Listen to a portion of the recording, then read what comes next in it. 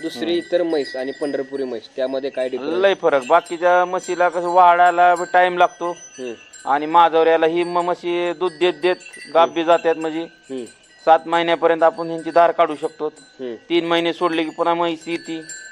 म्हणजे भाकड काळ कमी शेंगाळू म्हशीचा उत्पन्न चालू राहतं, उत्पन्न चालू राहतो आणि त्याच्या जे वासरापासून फायदा मिळतो आपल्याला. एक वासरू बाबा तिथं 50,000 60,000ला विकतं, त्यापासून बी काय नफा भेटतो. पुन्हा त्याचं शेतीला शेण वगैरे उपयोगी येतो सगळं. म्हणजे पंढरपुरी म्हशीच्या नादाविषयी तुम्ही काय सांगाल? म्हणजे नाद म्हणजे कसा आहे माणसाला, म्हणजे पंढरपुरी म्हशीला नाद लागला माणसाला एकदा की ती माणूस शांत राहू शकत नाही. की जुगाराचा नाद एक परिचा बरा म्हणतात, पण ही म्हशीचा नाद नसतो नाही माणसाला, सुटत नाही नाद.